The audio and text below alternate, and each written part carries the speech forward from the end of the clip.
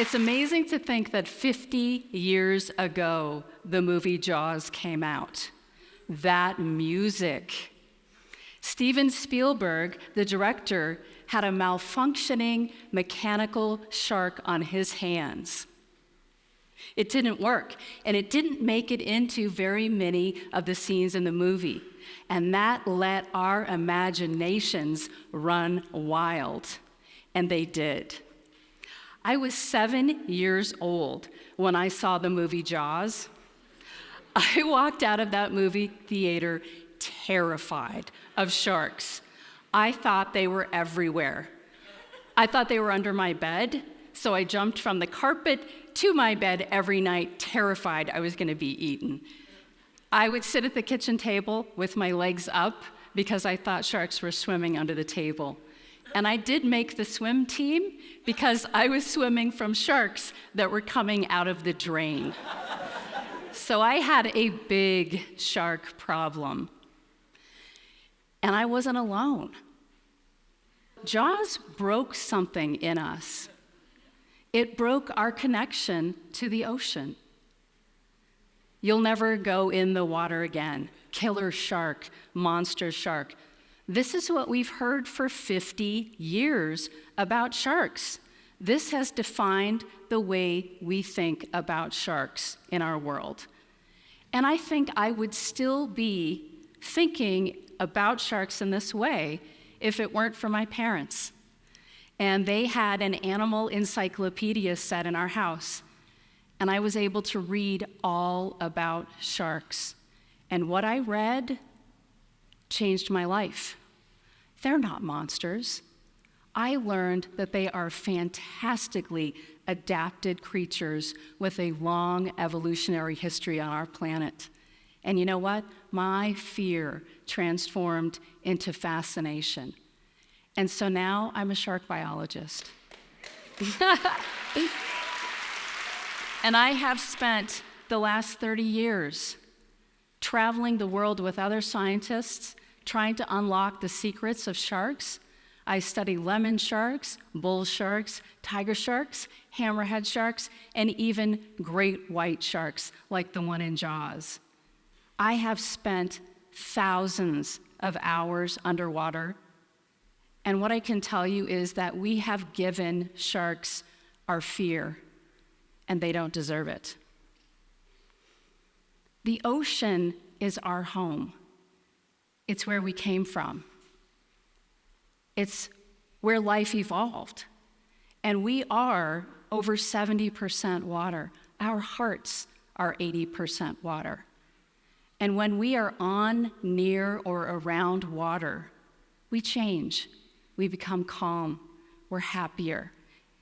Neurobiology tells us it's the blue mind. And so when we break that connection through fear, we break something in ourselves. And it has consequences to us. And those consequences are big. There is a bias. We know more about the surface of Mars than we do our own deep ocean.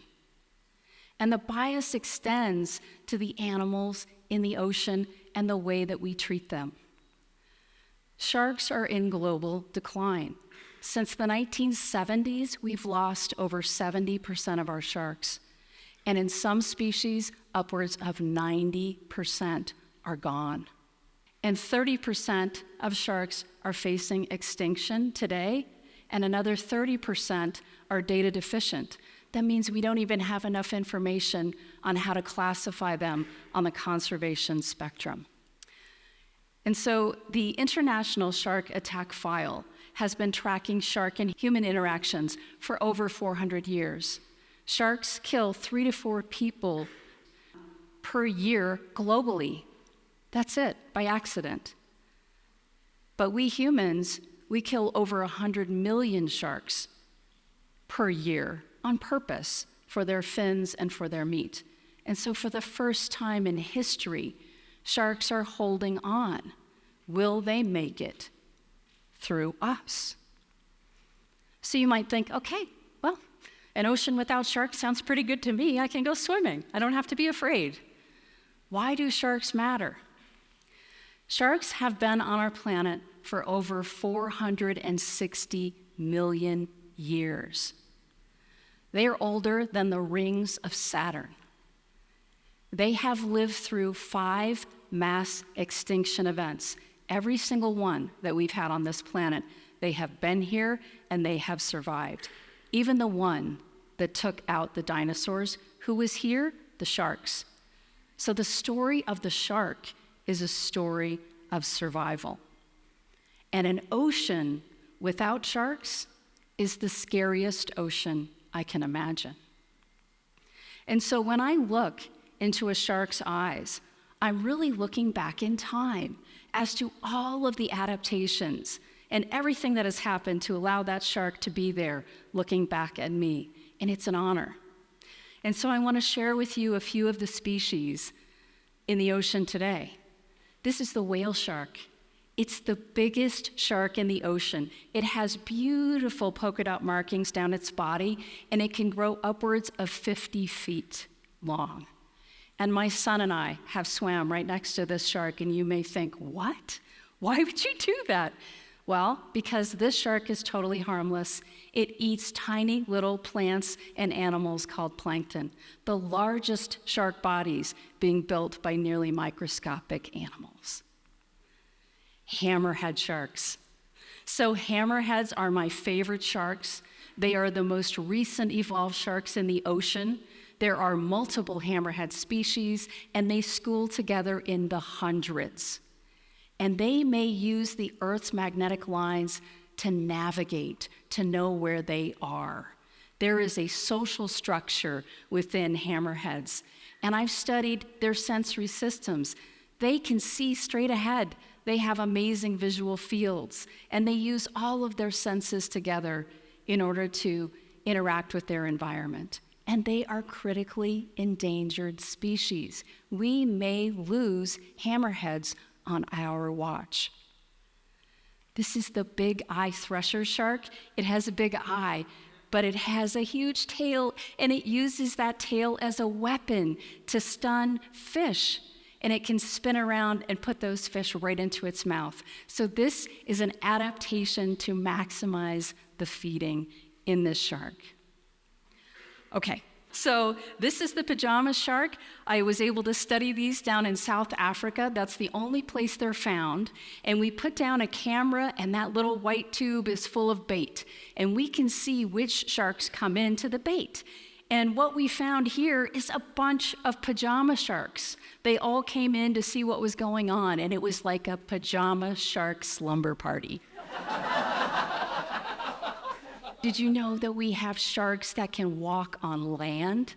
This is the epaulette shark. It lives in northern Australia, and it uses its pectoral fins to walk on land during low tide, where it can then go and hunt little fish in pools. And these animals can stay out of the water upwards to an hour without any permanent damage. And 4 new walking shark species have just been described by science. And this is the tasseled wobbegong. What a name, wobbegong. So it looks like a piece of carpet. I would know. I was in the 70s. We had terrible pieces of carpet. This is what it looks like. But this is the master of disguise. And so this shark uses its camouflage to be able to hunt effectively. It's a sit and wait predator. But what I hope you can see here is that all of these sharks are very different, and they have evolved and adapted into the environments in which they live. And so the story of the shark is a story of diversity, of longevity, and they are critically important for our ecosystem health in the ocean. And the stories that we tell are the stories that we believe. And the story of the shark can change right now. So the next time you see a movie about a killer shark, think about getting a ticket for that, or maybe not. The next time you see a social media post portraying a shark as a villain and a monster, call it out. Kids love sharks. They don't fear them. They don't know that Jaws mantra. So the next time you're talking to kids and your parents and your neighbors, lean into the wonder. Don't lean into the fear. Because when we connect with sharks, we connect with the ocean. And when we connect with the ocean, we connect with ourselves. Thank you.